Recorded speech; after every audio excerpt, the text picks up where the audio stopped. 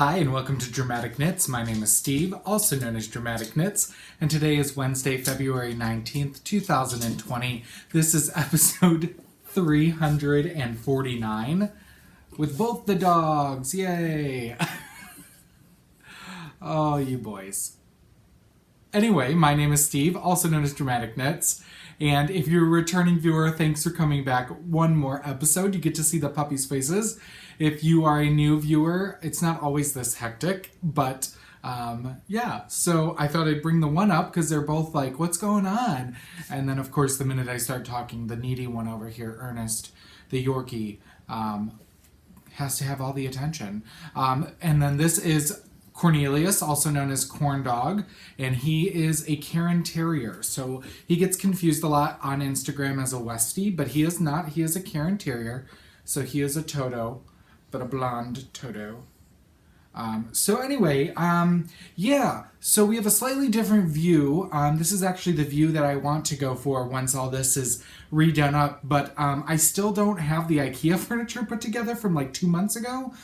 We're hoping that this week that will happen. We have this weekend off, so fingers crossed. That's on my to-do list this week, is to get the furniture put together and redo the craft room.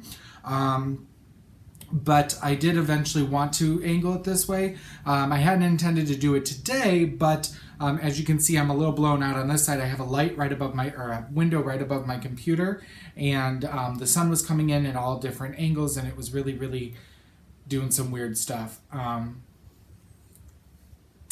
So I decided I had to drive down to the studio and surprise Amanda and Andy. Okay, you guys gotta get down. All right. Because today is my day off, and they were like, what are you doing here? And I was like, I said, I'm not here. I just went down to the basement where we were storing the tripod, because I haven't used it for a while, so I went down and got it and came back, and I'm recording. So totally slept in this morning till like 10 o'clock. Haven't done that in forever and a day. It was glorious. Sorry if the tripod just moved. Corn Dog decided to lick his feet. Hey, buddy, stop.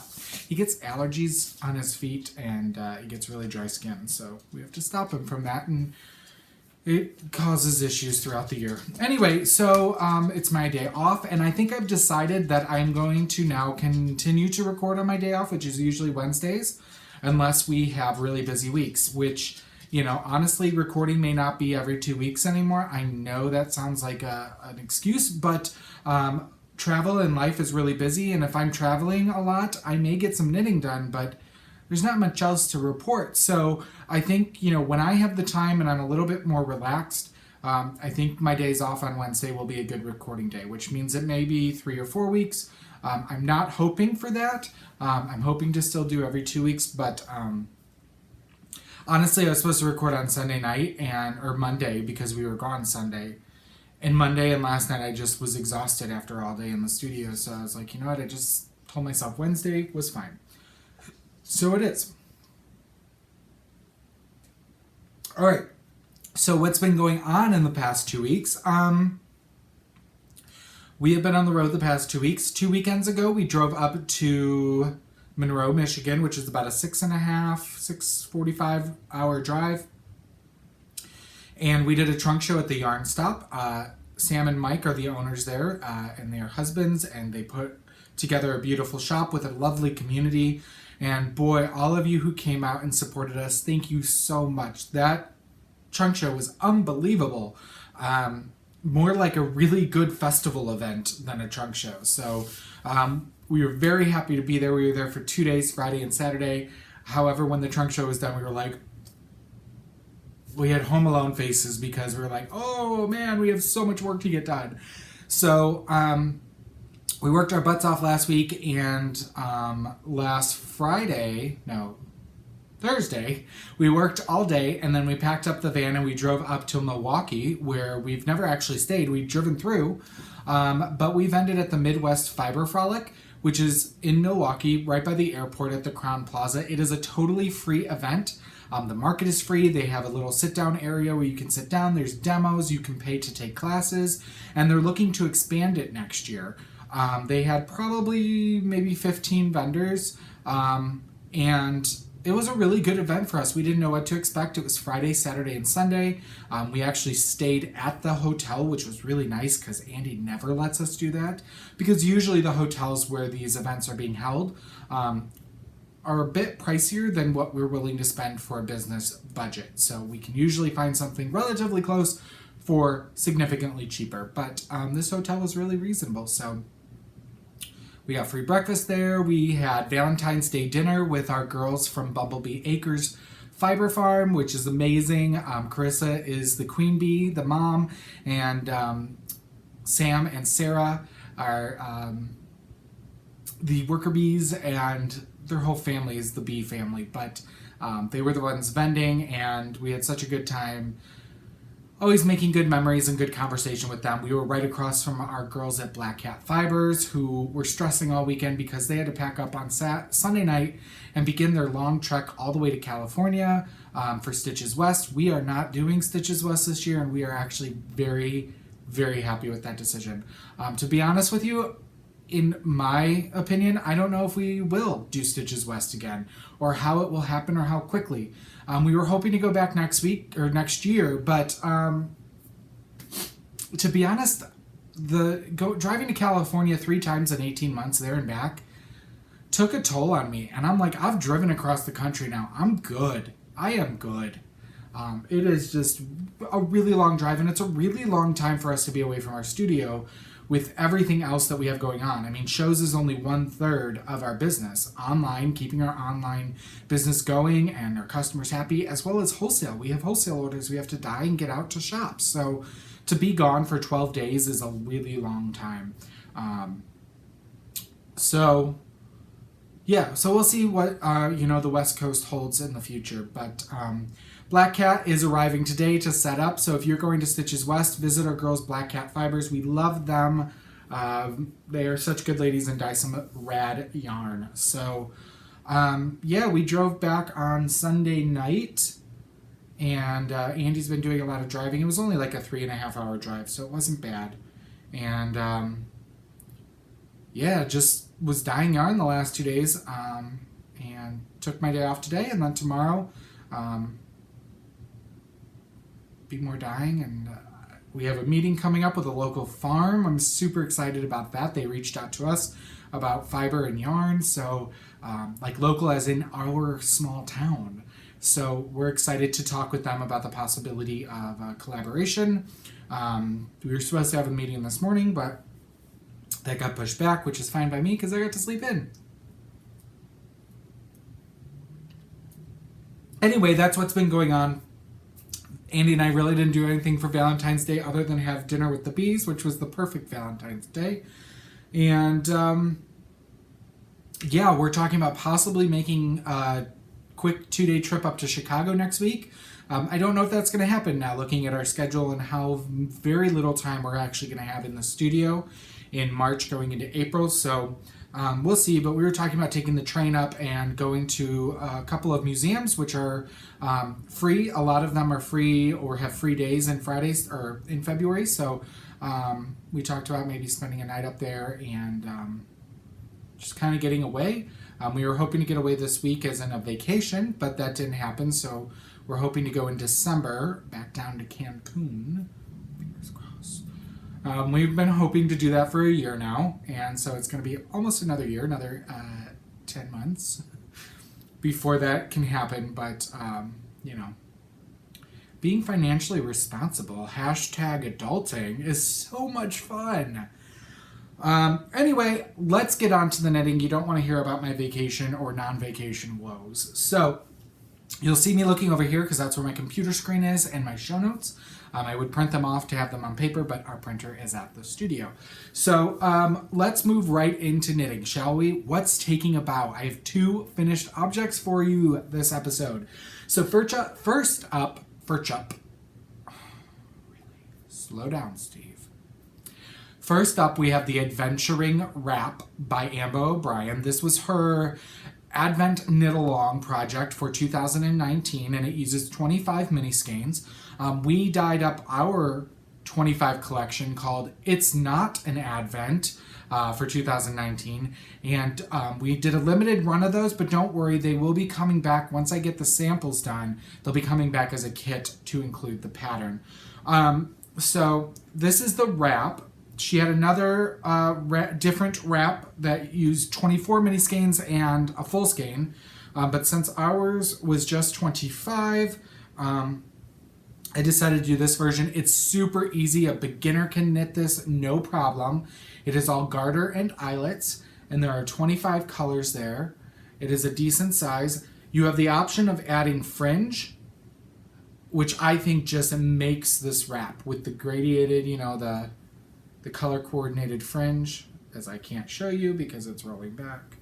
It is on a slight bias, as you can see there. And it didn't measure it. I should probably do that. But it actually comes out to be a decent size to wear as a scarf too. It's not too heavy. And yeah. So I'm really liking this. With your leftovers, she gives you a free pattern for a matching cowl, which I'm working on now. I'll show you that in just a few minutes.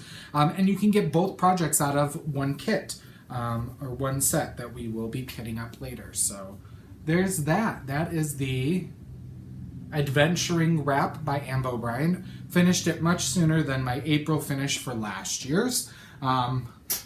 I started it on December 1st and finished it sometime in April last year. This year I started it, I believe, on December 1st-ish or around there. Finished it in early February, so that's a little bit better. My next project and that was knit on a size 5 US 3.75 millimeter needle. My next project is a pair of army socks. These were knit using Knitter's Nightmare Batty Sock in the Mules colorway, which is a nod to the Army. Unfortunately, she is no longer dyeing, and I knit these using a size 1 US 2.25 millimeter needle. I used Leading Men Fiber Arts Showstopper in the Sandcastle colorway for the cuff, heel, and toe. Now, unfortunately, I did these about 10 rounds longer in the foot than I normally do because I just thought I needed more room, and unfortunately it's too long. So these fit about a size 11 to 12. I'm about a 10 and a half. So they're just a little too big for my comfort. And I'm sure I could find a home for them, but I thought I would reach out to you all and see if you know of an Army-based charity that I can mail these off to. Socks for, soldiers or what have you. Or if you know somebody in your family that's a size 11 to 12 men's that has been in the Army or is currently serving in the Army and you would like to lay claim to these, I have no problems mailing these off to you. So whoever contacts me first, whether that be a charity or somebody in your family, and I do ask if it's somebody that you know or in your family that you can tell me who they are, when they serve, like give me a little background. Would really love a picture of them wearing it if they get donated to you. But yeah, size 11 to 12 men's US size.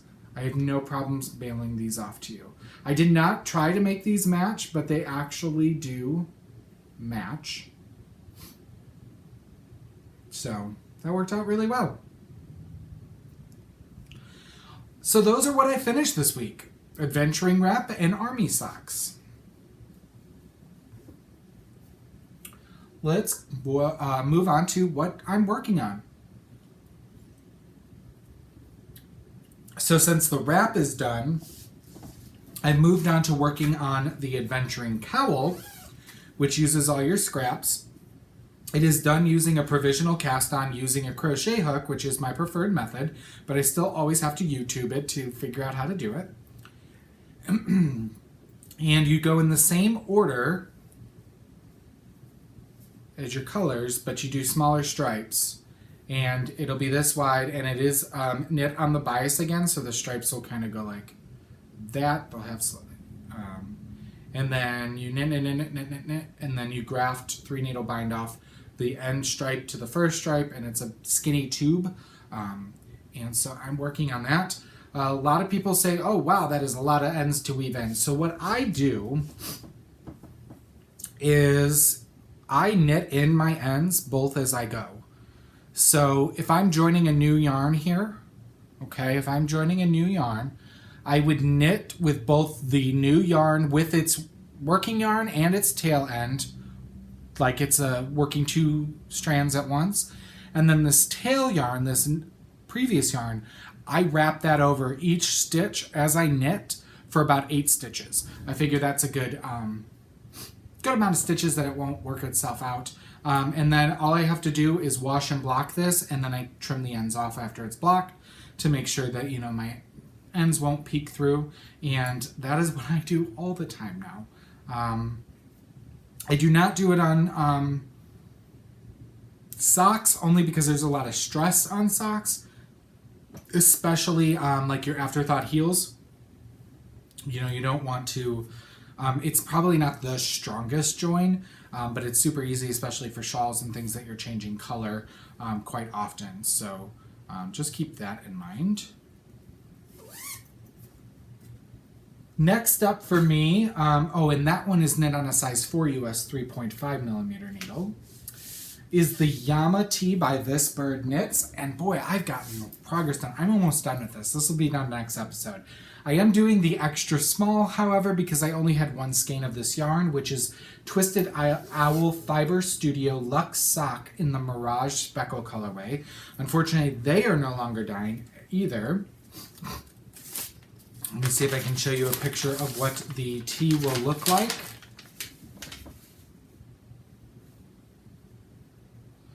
So it's a simple tee yoke construction with some lace detail on the sleeves.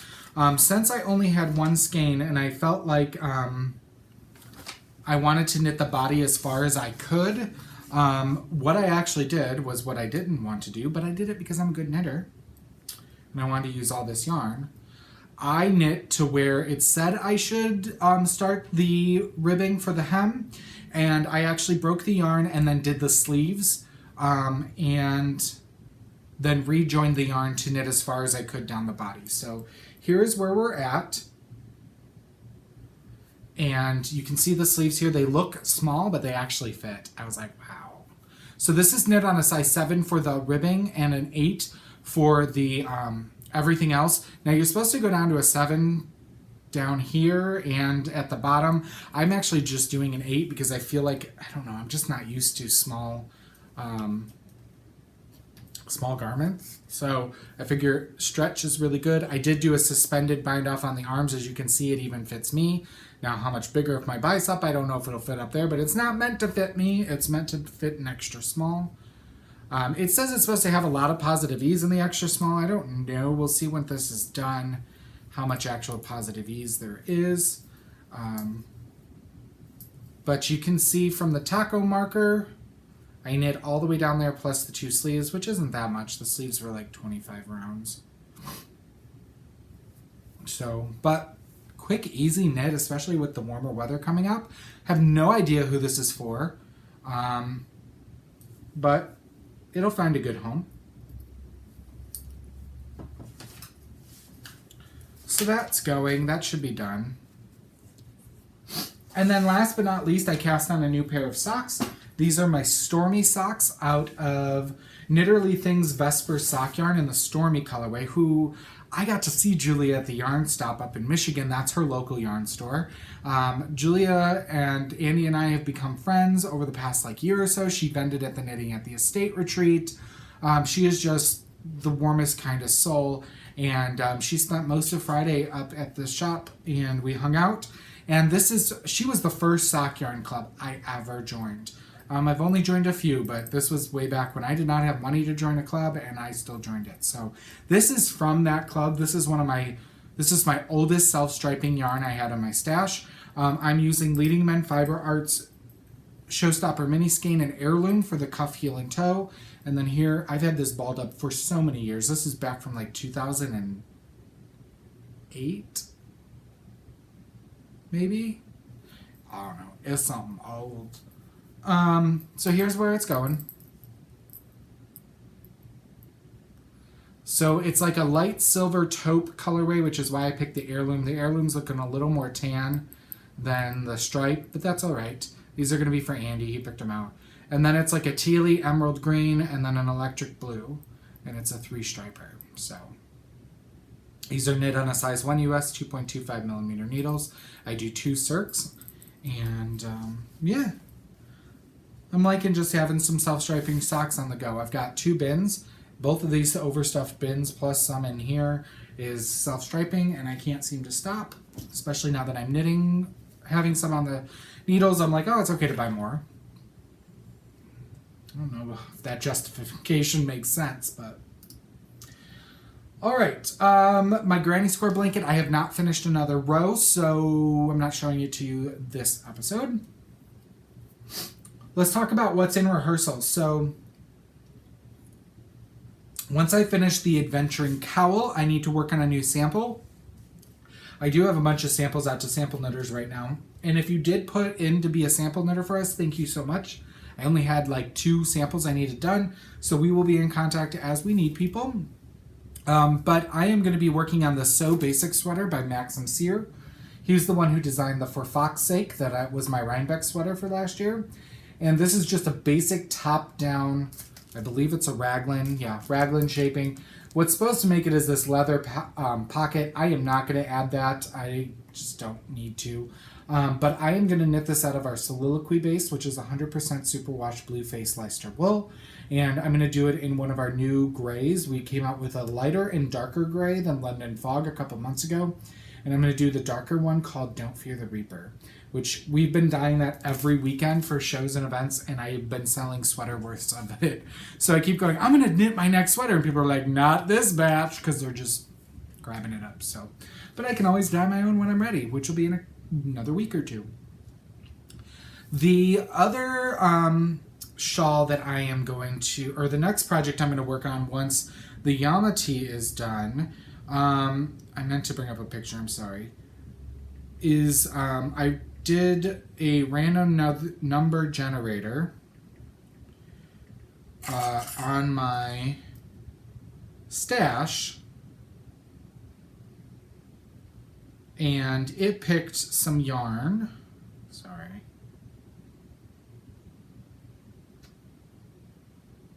By our friends at Bumblebee Acres Farm. So I thought that worked out super well that I just got to hang out with them. I picked this up at SAF 2018, so not this past October, but the October before. And these colors, oh man, and they're just looking so amazing in the light. This, I picked up 2 skeins of their Coquette sock, which is 75% American Cordale, 25% nylon. It's a fingering weight 3-ply, $434, or 434 yards. And they retail for $26 in case you're wondering. This colorway is called the Old Forest. It's from their Lord of the Rings inspired colorways. They do a bunch of different fandoms, none of which I'm really super into, but I loved this green. So can you see? Oh, look at that. It's washing it out just a little bit. And then this colorway is called Murda, which is from their Outlander inspired series. And I'm going to knit these 2 together into a gathering shawl, which looks a lot like this. I'm going to do the 2-color version. This is designed by Samantha Troya, who is one of the bees. And the 2-color version looks like that. So I picked up a copy of this pattern at SAF, and that's what that's going to be. It's a very popular pattern in their booth, and I'm excited to support my bees and knit with their yarn. I've put their yarn in my scrap blanket, but I have not actually knit a project with their yarn yet. So, you know what that means. If I knit this, I get to buy more. All right, spinning behind the scenes. I am plying my Yarn Geek Fibers Cordale fiber in the Winter Pinote colorway. You can see over here I have my bobbins almost empty. I'm doing a 2-ply. This is my Acreworks Lazy Kate and my Acreworks bobbins. And then I am plying on my... You don't want to unplug it. Okay, I don't think I unplugged anything. On my Hanson mini spinner. So that's going. That should be done by next episode. I was hoping to have it done before this one, but just didn't happen with being on the road. So let's move along. In the scene shop, my other crafts. I am still working on my cross stitch slowly but surely. This is a Heaven and Earth Designs called One for Sorrow, and I always forget to take this picture out. I should just leave it out, but oops. This is what the finished project will look like. It is a full coverage piece, which means you're stitching every single stitch in that block. And I am doing this 2/1 10 stitch or half stitch on 25 count easy count fabric. And yeah, it's going slowly but surely. This was the first page, so I finished that. That took about 5 months. And over here is the edge of the second page, and down here. So I finished another row. There's 2 full rows at the top, and then I'm working in the 3rd row. So very, very small. Anyway, so just a little bit here or there on that. And then my weaving, you can see right here, I am almost done with my Lost in the Woods scarf. This is using 2 skeins of Leading Men Fiber Arts one-of-a-kind colorways. So I stole them from, the basket of Misfits and decided to weave with them. So I'm just doing a simple weave on that. That should be done by next episode as well. I just have this much more to put on the last of my shuttle and weave that away. I'm doing that with a 10 dent reed on this is a 15-inch Cricut with a floor stand. And I don't like to weave the full 15 inches, so I keep mine about 8 or 9 inches for scarves. All right, in the spotlight, what am I watching and reading? So I haven't finished a book. I started a very short Audible original. I still haven't even finished that. But we did finish, my sister and I, The Sinner, Season 2. I thought it was pretty good. I did not think it was as good as Season 1. Part of that judgment might be because we took such long breaks in between episodes, and maybe I lost touch with the story a little bit. But I feel like there was a lot of just random throwing in of information to make things make sense rather than this continuous thread that you could follow through to the beginning, and it made, there was a continuous thread tying it all together, if that makes sense. The first season had that. The second season, I felt like missed a lot of that. I then watched a movie on Netflix. I believe it came out as an actual movie. It's called It Comes at Night. You would think it's a horror movie based on the previews. It is not. They actually list it as a slow burn suspense thriller. It's more like a virus breaks out across at least the U.S. and people are becoming very sick, kind of looking like zombies, but they're not. They don't actually come back from the dead, but they don't really know what's out there, what's causing the sickness. There's a family who is kind of held up in the woods in their cabin, and they take in another young family, and it's more about survival and what you would do for your family kind of a thing than actual scary stuff. But it was all right. I would give it 3 stars out of 5.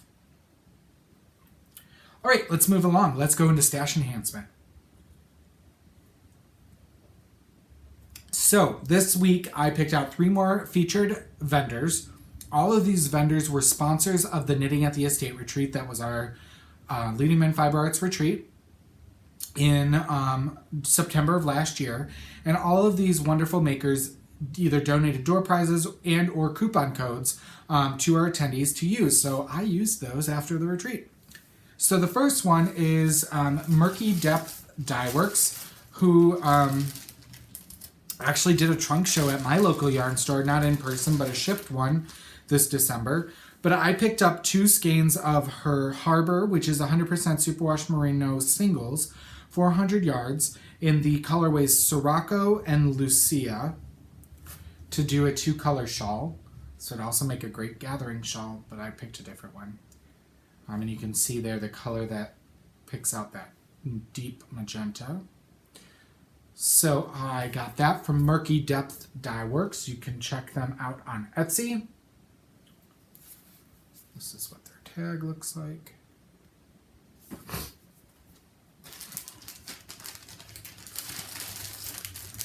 And then next up, I picked up some yarn from Passion Yarns.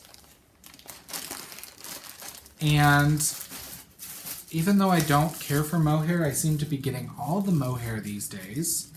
But I picked this up, and I'm actually going to be knitting a simple hat, actually designed by Tristan of Dragon Horde Yarns, that uses a fingering weight and a mohair. So this is Passion Yarns. This is her beloved sock, which is 75% superwash merino, 25% nylon, 463 yards. Can't help falling in love, which is very autumnal. But then I thought I would pair it with their Angora Love, which is 72% mohair, 28% silk, lace weight, 459 yarns in soft tan. So I thought this would really soften up those colors and play well. So picked those two up to knit a hat. And that is from Passion Yarns. And she is very reasonably priced.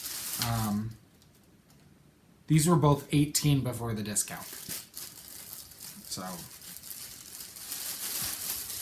go check her out. And then last but not least, I've had the pleasure of ending alongside of Michelle of Bewitched Pigments a couple of times. And this is Bewitched Pigments Fiber Arts. And I picked up a skein of her Charmed Superwash Merino DK weight, 231 yards. And this is in the colorway Bathilda. I believe is a Harry Potter reference based on what I saw online. But it's a soft baby blue with these chartreuse speckles, a little bit of red, gray, and like a twilight blue. And when I ordered it, I got the package and I was like, I don't think this is what I got. And what originally came was the same colorway on her Magic sock base, which is 80% superwash merino, 20% nylon, 400 yards. So this is a sock yarn, this is a DK. So I contacted her. She shipped me the DK and said, you know what, just keep the sock yarn. Well, I knew I wanted to pass that along to you guys. So speaking of which, our giveaway this episode is for Bewitched Pigments. And for this skein of Magic, again, the 80% superwash merino, 20% nylon, 400 yards, okay? To be entered to win this next time I record, you must be a member of the Dramatic Knits Ravelry Group. You must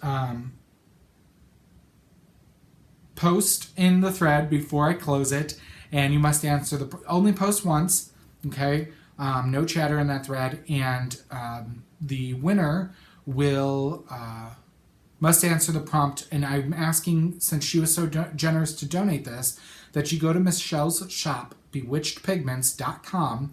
I've linked it in the thread, and tell me which of her current items you think is your favorite. And you will be entered to win this skein. So, and I will close that and draw for a winner before I record in about 2 weeks. So thank you, Michelle, for your donation, not only to the retreat, but also to the podcast. We greatly appreciate it. No Inside the Knitters Studio this episode. Unfortunately, we have no new questions. If you'd like to ask me a question, go on over to the Q&A thread in our Ravelry group and ask me a question there, and I'll answer it in the order that they appear. We had a giveaway last episode for Junior Knits by Debbie Bliss. This book was generously donated to the podcast by an anonymous benefactor. And the prompt for this last episode was, who out of everyone still alive would you want to share a meal with? And lucky number 7 was the winner. And 7 is Seth B. from Kentucky. He just won episode or two ago. So congratulations, Seth. You have a lucky streak going. And Seth said he would like to have a meal with Billy Joel, hands down. I would casually select a restaurant with a piano, somewhere swanky in New York City. Then I would ask him a million questions about the story's inspiration behind the music. There would be expensive steak cuts and lots of wine. Well, that sounds like a really amazing dinner, Seth. So, Seth, if you could please forward me your name, address, and email address. Again, I don't keep any of that on file. I probably should at this point, but I don't. It's just one more thing to do. But I like for people to hear when they win, and I will get this book out to you in the mail as soon as possible. Speaking of which, we have our February 2020 Race to the Finished Object contest currently open for another week or so in our Ravelry group. That's where you can post a picture of anything you finish in the month, and that gets you an entry into our drawing. We have 2 wonderful drawings. The first is from our featured designer, who is Shayna S. Cohen of Shayna Lines Designs, and we are also doing a knit-along for her designs. And the second prize will be something from our prize pool, which is filled with wonderful yarns and goodies from generous benefactors to the podcast who want to see yarn go on to forever homes. Speaking of the Shayna Lines Designs knit-along, that is running from February 1st through July 31st. You can knit any of Shayna's patterns that she has published, and you can knit multiple of the same, as many as you want, of different patterns. She just had a really cool DK weight mini skein wrap come out. That looks really neat, and she gifted me the pattern. It's called Can't Stop, Won't Stop. And she has generously given our viewers a coupon code for 20% off of all of her patterns. Use as many times as you want. And the code for that is Dramatic, all lowercase. Dramatic will get you 20% off of all of her patterns as many times as you shop until July 31st. So thank you so much, Shayna. Please knit along, post finished objects in there. We will pull for the first prize. Winner will be at the end of February. I don't think there's anything posted in there yet. So if there's nothing in there, we won't be pulling for a prize. But we look forward to seeing what you finish of the Shayna Lines Designs. All right, moving right along into center stage, all things Leading Men Fiber Art. So stay tuned to our Instagram and Facebook for our brand new colorway for March. It is a stunner. Andy has dyed it up. He created it yesterday, and he's been slowly but surely getting that dyed up on all the bases. It is a super rich jewel-toned gorgeousness, let me just tell you. So slight variation to it is really, really pretty. So I can't wait to see it skeined up when I get into work tomorrow. So there's that. What else did I want to tell you?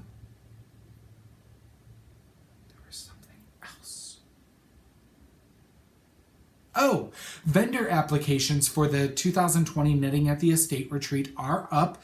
They were posted this Monday, the 17th, and they will close on Monday, the 24th. So there'll be a week that they're open.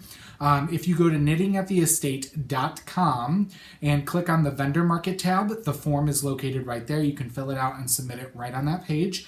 And we will let vendors know whether they are accepted or, put on a waiting list or declined within a week by March 1st. So the market is being held on Saturday, November 21st in Monticello, Illinois at the Allerton Retreat Center. We are going to have 12 vendors this year instead of 15, downsizing just a little bit. We feel like that's the magic number with the area and space that we have to work with. All right, let's talk about all the knit-alongs going on. So first up, the That's My Jam knit-along is being hosted in the Leading Men Fiber Arts Ravelry group. No one's posted a finished object yet. It goes until the end of the month. I would love to give away a $50 gift certificate to the shop, but if no one posts anything, it's a wah-wah knit-along. But that's all right. It's my pattern. I'm not too hurt. It's okay. The Endurance Shawl knit-along, there's been 2 posted in there. That is a quick, easy 3-skein DK weight shawl. That ends at the end of February. and a $50 gift certificate for that. The Squishalish hat knit along takes 1 skein of DK weight. That ends at the end of February. That's a $20 gift certificate. That's a free pattern. And the Pearl Code cardigan ends at the end of April. That is a $100 gift certificate, and that uses anywhere from 2 to 4 skeins of our soliloquy base. All the suggested yarns have a coupon code in their thread to get 15% off of yarn if you need to purchase it from our shop. You must use at least some of Leading Men Fiber Arts in your project to be eligible. And yeah, we're super excited. I'm sure in March we will start at least one more knit along, depending on what's been published in the last month or so. So if you are not part of the Leading Men Fiber Arts Ravelry group, it is a really good place to be for knit-alongs and finding out how to use your Leading Men Fiber Arts you have in your stash so that you can use it, have an amazing project, and be able to stop by our booth at future events and maybe use some winnings to buy some yarn. All right, shipped trunk shows. These are trunk shows where we send yarn, but we are not in person, but you have more time to visit that store as well, because they usually host them for 2 weeks, some for only a week. But if you are in the Hudson Falls, New York area, you should stop by Serenity Stitches. They have a shipped trunk show of our yarns that started on the 15th and will go till the end of the month, the 29th. And so you should visit their shop. Check out their not only their shop, but excuse me, I'm sorry, I always drink pop or carbonated things on the podcast and I really shouldn't. Check out the Serenity Stitches LMFA trunk show and tell them, you heard about it on the podcast and that you really love our yarn and wish they would carry it. But upcoming shows, so we have this weekend off, but then next weekend we are going to be up in St. Charles, Illinois at Woolen Company, which is a wonderful store. We've been up there twice. This will be our 3rd time visiting that beautiful store. And we hope that you can join us on Saturday, February 29th. Usually I believe they're open about 10 to 5, if I'm correct. It's usually most store hours. We will be there on Friday night setting up, but we will not be able to sell. They also carry like the full line of Madelinetosh. They have Shibui, Brooklyn Tweed. They have a little bit of Farmer's Daughter, Leading Men Fiber Arts. They have a bunch of stuff. It is a smaller shop, but it's an amazing shop. You should also check out their online store because they have a whole warehouse that's not in their shop, and they do free domestic shipping on everything. So they have a pretty amazing store. Anyway, if you want to know if we're going to be anywhere in your area, you can check out the Shows and Festivals tab, which is located at the bottom of our website, leadingmenfiberarts.com. As always, we would love if you would follow us on Facebook or Instagram, join the Ravelry group, and you can find the show on YouTube. We'd love a thumbs up or a subscribe, and you can, as always, you can find the show notes at dramaticknits.com. And we'd love if you join our Ravelry group as well for Dramatic Knits. So I believe that's all that I have for you this week. And I hope to see you again in about 2 weeks, Wednesday, middle of the week. And until I see you then, I hope you knit something dramatic.